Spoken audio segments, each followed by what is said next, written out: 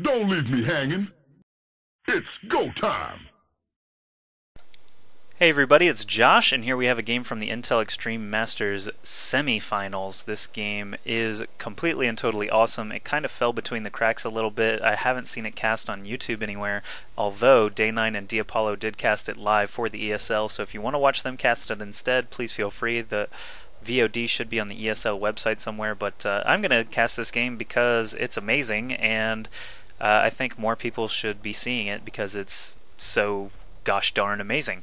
And MorroW here as the red Terran in the top right is a Swedish player, and he did very well up to this point already in the tournament, so hoping to see a great game out of him. Actually, I've already seen the game. I know it's great. Don't argue with me. Next, his opponent is MTW DIMAGA. He is the blue Zerg down here in the bottom left of Blistering Sands. And this game, I don't know how to describe it without giving anything away, but it's only as epic as it is awesome, if that excites you at all. But I'm going to pull up the production tab before I forget.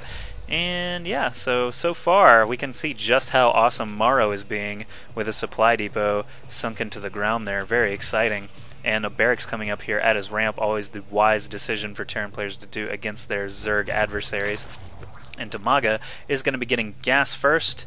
He's probably fearing Reapers because Reapers are incredibly insane against Zerg early game, so what he's doing is getting this extractor before his pool so that he can dump 3 drones into it right away. There's 1, there's 2, there's 3, and yeah, he's going to have enough gas when the spawning pool finishes that he will be able to get Zergling speed hopefully right away, but when the pool finishes he'll probably be getting a queen, a couple lings, and the Zergling speed all at the same time. That is going to delay his natural hatchery expansion plans, but it will still be a good defense against Reapers should MorroW be doing that. But yeah, orbital command coming up for MorroW, perfect timing, getting that tech lab up really fast as well as the supply depot to help block off the rest of this ramp. DIMAGA actually blocks it because he's so annoying with that drone. He blocks the supply depot just for 1 second, starts heading away at that SCV. He could actually kill it if MorroW doesn't respond here. He is going to have to circle around so he can get that SCV more. No, MorroW does pull 2 more SCVs to come deal with this extremely annoying drone, and DIMAGA could actually, if he goes up on his camera a little bit and right-clicks MorroW's minerals, his drone would actually pass right through this SCV. That's just how the mining mechanics work. You would not be able to kill that other SCV, as he did escape with orange health, but DIMAGA did see, you know, tech lab going up, something coming out of it. Whether it was a Marauder or a Reaper, he does not know, but he can probably assume Reaper because it was pretty quick. And Nitro Packs finishing, or actually starting right now in that tech lab. And DIMAGA, on the other hand, got that Zergling speed cranking away. He's got several lings out already. He's got his queen ready to help defend his main. And looks like MorroW's scouting SCV got hit a couple of times before escaping. But the Reaper checks the watchtower on his way over to the natural expansion area of DIMAGA. His SCV did not see any natural expansion going up yet, so he does peek up there just real quick and hops back down just in case any lings were there waiting. But yeah, I told you that MorroW is a Swedish Terran player. DIMAGA is actually a Ukrainian Zerg player for MTW, and that stands for Mortal Teamwork, I believe. Mortal Teamwork? That sounds right. And Maus is just the German word for mouse, which is mouse sports. So, looks like this Reaper kind of ran into a queen and said, you know what, I can't kill that queen by myself, so I'm just going to hop around a little bit more and wait for my little Reaper buddy to show up. And MorroW is tacking on 2 more barracks with tech labs right away so that he can just continue making Reapers until the end of time. Looks like DIMAGA has a ton of speedlings here to deal with that first Reaper going down. Second Reaper, where'd he end up? He hopped up but then decided to run away because his buddy died. And MorroW actually a little bit behind his normal Reaper play. Normally, you know, he'd have at least some ling kills, but this time around DIMAGA actually was able to shut that down. I don't know if MorroW was a little bit too slow, perhaps, or if DIMAGA was a little bit too fast. But, oh, this command center being placed right here is a perfect wall off. These lings cannot get through, but he is hitting the only building that can't be repaired, which is very notable. He could kill this command center with that number of lings, but with 3 Reapers there, killing a ling every single shot, basically. DIMAGA just runs away before trying to kill off the command center for good. Even if he got in, he wouldn't be able to do much with 4 Reapers shooting away at him. So, you know, nice little move by DIMAGA to get into MorroW's face, though. It's not normal that you see Zerg player attacking the Terran this early in the game with so many Reapers on the field, but that natural hatchery is starting to come up for DIMAGA. He's creeping, crappy everywhere with his overlords right when that lair finishes, which is something you may see me comment on in another ZVT on Blistering Sands if you look at my channel. But here we've got DIMAGA with these lings guarding this cliff completely. Excellent spotting by those lings. He should have actually kept them there most likely, because now MorroW is going to get a couple of free volleys onto this hatch, which he just injected larva onto. The strange thing about this Reaper positioning, okay, so 1 can hop up and the other 4 can shoot away from down here.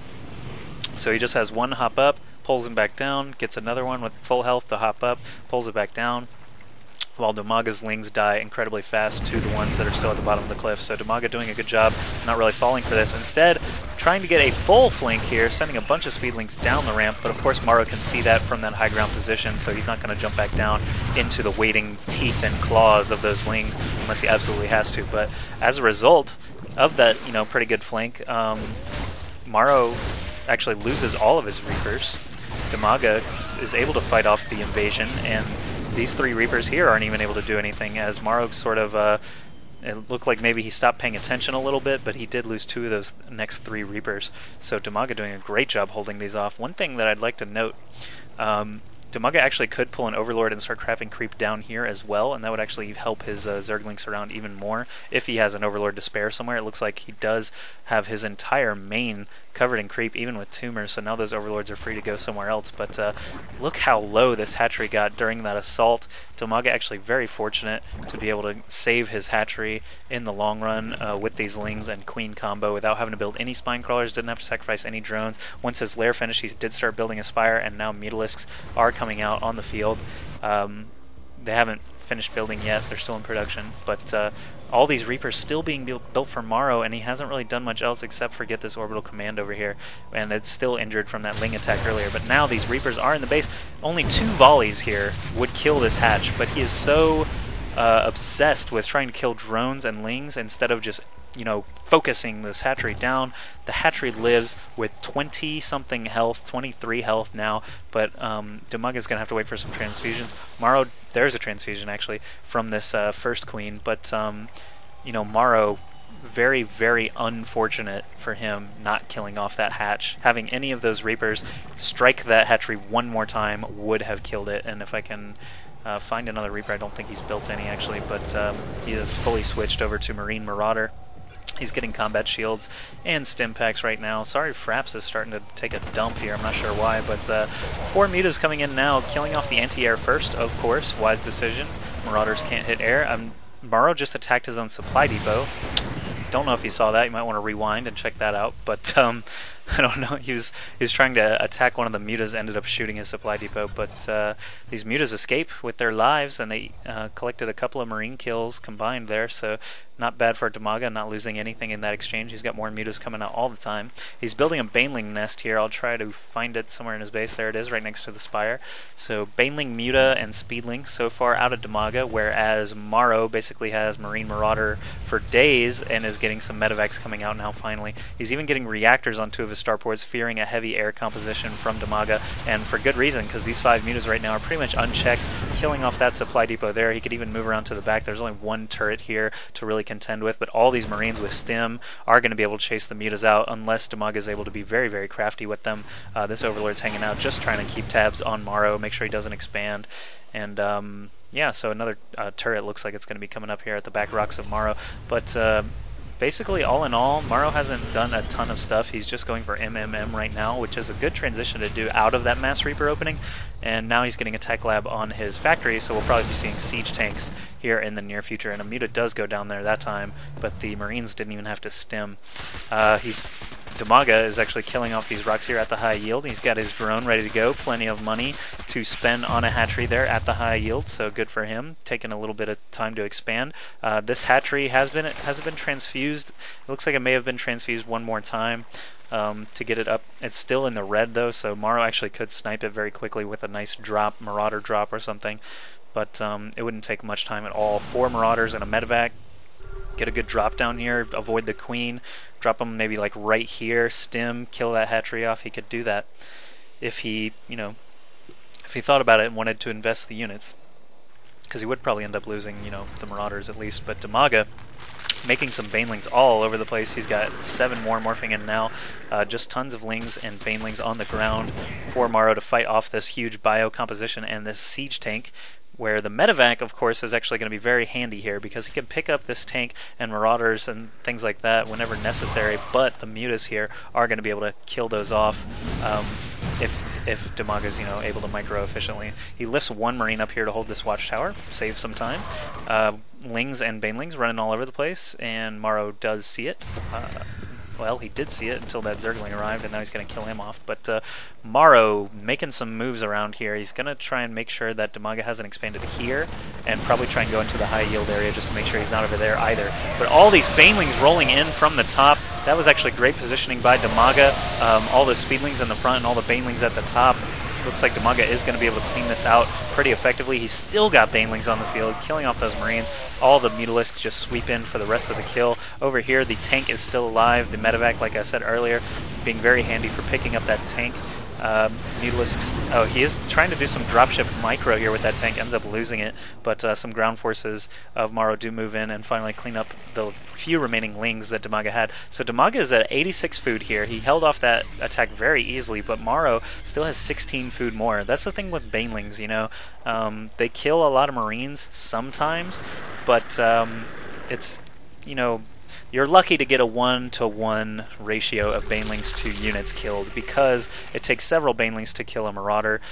Basically, you're just hoping, praying that Banelings will hit a large group of Marines. He actually did manage to do that a couple of times in that big engagement, but, that really severely reduces the amount of resources and units you're working with for later battles when so much of your army consists of Banelings. But DIMAGA doing very good, getting this high yield up and running. He's going to pull ahead of MorroW in that resource game, although MorroW does have 13 more workers at the moment. DIMAGA does have, he's still looking pretty good here. So a couple of Marines move in here just to kill off some creep tumors, it looks like, but all these Lings of DIMAGA sweep in and finish them off without any problems. Oh, it was actually a little bit of a distraction, so MorroW does do some dropship micro here to pull in some Marines.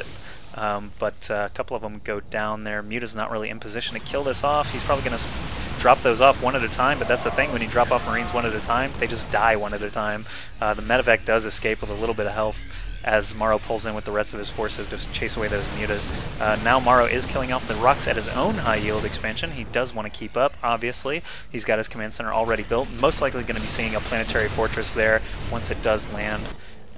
He's already got the engineering bay, obviously, and has been upgrading, so he's at he's getting that weapons level 1 there, MorroW is, as well as getting more tanks, Marines, medevacs, Marauders all the time, Mutalisks and Banelings being the units of the day for DIMAGA. Don't see him switching really anytime soon. He is getting an evolution chamber, which will certainly help starting to get those upgrades rolling. He does have an infestation pit, which I did not notice drop. He does have this infestor right here, getting some energy up. Not sure what just ran in there. Must have been a speedling based on the speed of that little dot on the minimap. But MorroW picks it off very quickly. DIMAGA does have an Overlord here, but he has not seen this rock being cleared out yet, or this command center landing for MorroW, so he's a little bit out of the loop on that one. But these Lings come in and see it just in time, so DIMAGA does have good awareness here. He did see the command center land. He saw the turrets coming up. Oh, and now MorroW is starting to move with a handful of bio units against a lot of Lings infested and Baneling combo here. All these units just get fungled to hell, and Mutas kill off those medevacs. MorroW trying to take his positioning over on the right side of the map here. He's got siege tanks spread out in a line. That way, when Banelings and Speedlings come in here to kill the first tank, these next two are shooting away, etc., etc., all the way to the end of the chain, where all these bio units will be lying in wait to stim and kill off everything else. More Banelings coming in all the time. DIMAGA morphing 18 Banelings right this second. He's very low on gas, can't really spend fast enough. What else is he going to be getting? An Overseer, Infestor, Queen. He did expand up here at this 4th base, so DIMAGA